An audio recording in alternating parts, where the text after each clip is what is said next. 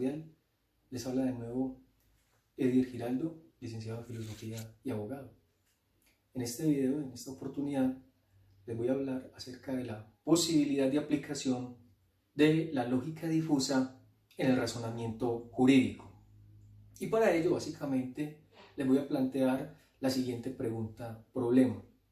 ¿Es posible y pertinente aplicar los principios, los presupuestos, las reglas y los elementos estructurales de la lógica difusa o borrosa en el razonamiento jurídico? De antemano y a priori voy a tratar de defender la tesis de que en efecto ello sí es posible.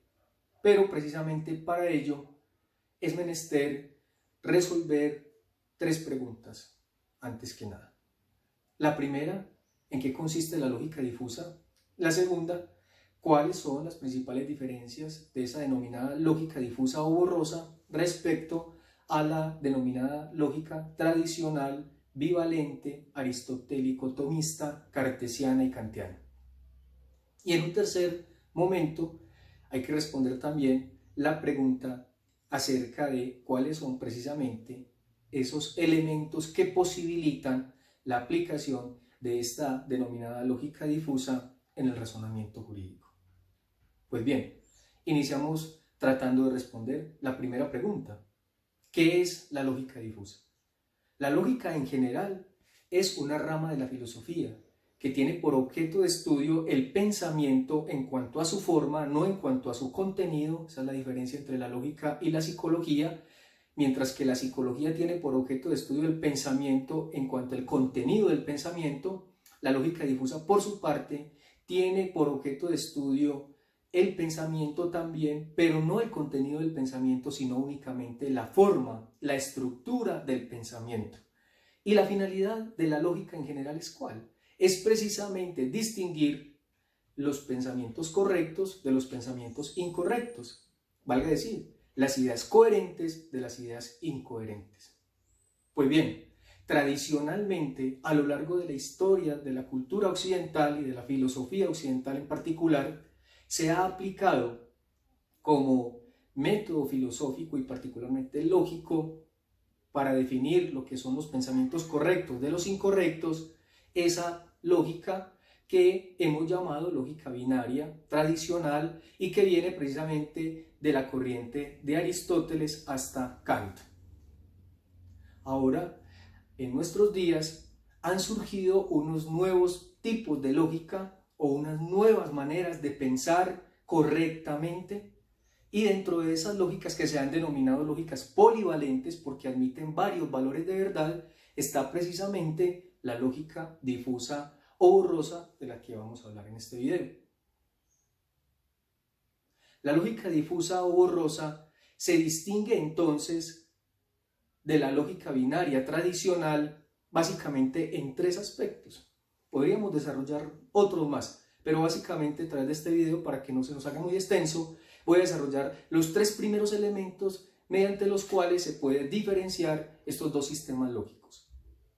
Por un lado, la lógica tradicional y binaria, aristotélico-tomista, cartesiana y kantiana, considera que las disciplinas, los saberes, las ciencias y el conocimiento en general solo es correcto, solo es válido cuando está compuesto de conceptos unívocos, lo que en términos de Descartes podríamos denominar ideas claras y distintas. Y ello básicamente podría servir y podría aplicar a las denominadas ciencias exactas como la matemática, la física, pero no cabría y no podría aplicar a otras ciencias como las denominadas ciencias humanas y sociales. En cambio, la lógica difusa, en vez de considerar que las ciencias solo pueden producir pensamientos correctos y coherentes en cuanto que esos pensamientos estén compuestos de ideas claras y precisas, conceptos unívocos, también las ciencias pueden construir pensamientos correctos y coherentes a través y a partir de conceptos vagos, etéreos, indeterminados, imprecisos, valga decir, borrosos o difusos precisamente. Segunda diferencia entre la lógica clásica tradicional y la lógica difusa o borrosa. Mientras que la primera considera que es pertinente y necesaria la aplicación del principio del tercero excluido, la lógica difusa o borrosa considera que en vez del principio del tercero excluido es posible también aplicar el principio del tercero incluido. Es decir, que en vez de excluir se trata de incluir. Por ejemplo, solo por plantear un ejemplo del principio del tercero excluido, a lo largo de la historia, tradicionalmente se había considerado que la homosexualidad era un delito, no solamente en Colombia, en nuestro país, sino en casi todos los países del mundo estaba tipificado como conducta punible el solo hecho de ser homosexual. ¿Por qué? Porque aplicando precisamente ese principio del tercero excluido, solamente se consideraban correctas dos formas de vivir la sexualidad: hombre o mujer, masculino o femenino. La lógica borrosa o difusa, con ese principio contrario del principio del tercero incluido, considera que hoy es posible vivir la sexualidad no únicamente desde la masculinidad o la feminidad como la entendía tradicionalmente la lógica clásica. Y hoy aparecen una cantidad de formas distintas, etéreas, de vivir la sexualidad que en vez de ser excluidas por la sociedad están siendo incluidas y lo estamos viviendo. Y la tercera diferencia entre la lógica binaria y la lógica difusa o borrosa es que, y es tal vez la diferencia más importante, lo que define y lo que marca precisamente la distinción entre estos dos tipos de sistemas lógicos, es que mientras la lógica tradicional aristotélica considera que la diferencia entre los entes es de esencia, la lógica difusa considera que la diferencia entre los entes no es de esencia sino de grado. Es decir, ¿y eso qué tiene que ver antes del es decir? ¿Eso qué tiene que ver con el pensamiento, con las ideas? Pues que básicamente nuestro pensamiento, nuestras ideas se expresan a través del lenguaje, ya sea oral o ya sea escrito. Y ese lenguaje oral o escrito que se debe expresar coherentemente y correctamente, básicamente distingue dentro de la realidad los seres. Eso es, y eso se hace a través del principio de identidad, que es uno de los primeros principios lógicos. Pero la lógica difusa considera que un solo ente, bajo una misma circunstancia, de modo de tiempo y lugar, puede ser o puede pertenecer al mismo tiempo a dos conjuntos totalmente contrarios. Me hago entender.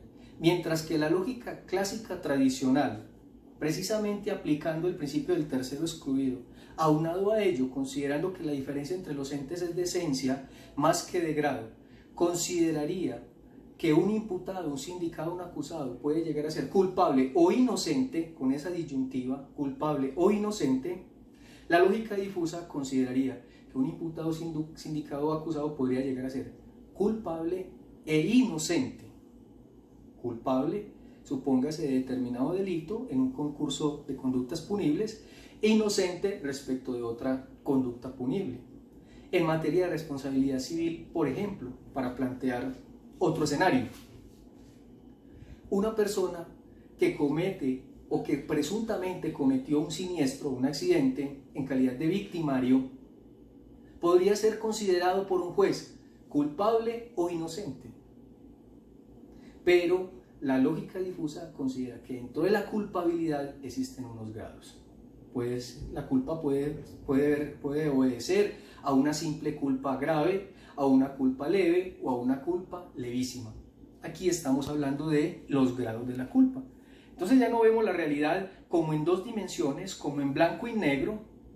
La lógica clásica, binaria y tradicional básicamente nos plantea que la realidad viene presentada como en dos colores extremos, como en una tópica, blanco o negro.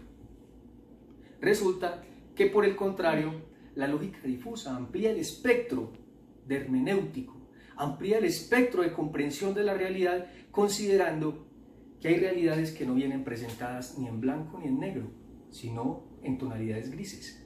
Y que dentro de esas tonalidades grises incluso pueden haber matices.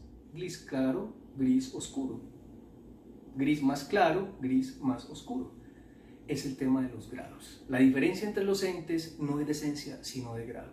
Y para ponerlo en contextos jurídicos, precisamente para responder a esa primera pregunta que inicialmente nos planteamos acerca de si es posible y pertinente la aplicación de la lógica difusa al razonamiento jurídico, precisamente podemos plantearlo con el tema de la eutanasia y del aborto. Problemas tan discutidos todavía aún en el ordenamiento jurídico colombiano y en muchos otros. La vida, o el paso de la vida a la no vida, ocurre en un solo instante, en un solo momento determinado y preciso, al unísono, o se va ocurriendo gradualmente, paulatinamente. Una persona deja de morir en un instante preciso, determinado, o deja de morir paulatinamente. El corazón deja de latir paulatinamente. Y lo mismo para el paso de la no vida a la vida. El feto que se está formando en el vientre de la madre llega a ser persona en un momento preciso, determinado, o se va formando paulatinamente, valga decir gradualmente. Ahí precisamente unos ejemplos de aplicación o de pertinencia y de posibilidad de aplicación de los presupuestos, los principios y los elementos estructurales de la lógica difusa borrosa en el razonamiento jurídico. Pero como siempre, en el derecho, en filosofía y en tantas otras ciencias, no hay una única postura, no hay una única respuesta correcta, no hay una única manera de entender los fenómenos. Hay filósofos y filósofas que consideran posible esa aplicación de la lógica difusa en el razonamiento jurídico y hay otros que no lo consideran posible. Por poner solo dos ejemplos de uno y otro. Delmas Martins considera posible la aplicación de la lógica difusa al derecho y no solamente lo considera posible, lo considera una necesidad. En cambio, Tecla Mazarese considera que la lógica difusa no es más que una falacia racionalista. Y simplemente les dejo la cita, la referencia, para que aquellos filósofos y gomositos, como los llamo, busquen y ahonden en el tema, para no alargar mucho el video, como les decía. En conclusión, ¿por qué razones consideramos pertinente, incluso necesario, la aplicación de los principios, las reglas y los presupuestos de la lógica difusa en el razonamiento jurídico? Primero, porque en el derecho las ideas que se expresan a través de los conceptos, del lenguaje, la regla general es que esos conceptos sean vagos, etéreos, imprecisos, indeterminados y no unívocos. ¿Qué se entiende por un buen padre de familia? ¿Qué se entiende por el concepto de igualdad? ¿Qué se entiende por el concepto de justicia? El concepto de libre desarrollo de la personalidad no tiene una única y clara definición. Valga decir, es un concepto precisamente difuso, borroso, etéreo, vago, indeterminado. Y hay una primera oportunidad de aplicar la lógica difusa en la interpretación de esos conceptos que precisamente le vienen muy bien a la lógica difusa. La excepción en el derecho es que los conceptos sean precisamente unívocos, claros, precisos, determinados. La regla general consideramos que es que los conceptos en el derecho son indeterminados. Segunda posibilidad de aplicación de la lógica difusa en el razonamiento jurídico: el principio del tercero excluido versus el principio del tercero incluido. Obviamente, propendiendo por la aplicación de este nuevo principio que propone la lógica difusa. Hoy, la realidad problemática jurídica, la realidad misma, en su esencia problemática del derecho, exige que para el debate, exige que para el discurso argumentativo y hermenéutico como tal, se aplique el principio del tercero incluido en vez del principio del tercero excluido. Porque el principio del tercero incluido nos permite ampliar el espectro de la discusión. Nos permite aceptar las razones del otro, aunque inicialmente puedan parecer ilógicas, incoherentes, incorrectas, incluso descabelladas. Y el tercer y último elemento es que consideramos que también en el derecho, en la realidad jurídica que se expresa a través del derecho, también la diferencia entre esos entes, esos hechos y esas realidades jurídicas no solamente son de esencia, sino que algunas de ellas son de grado, como lo planteábamos hace unos minutos.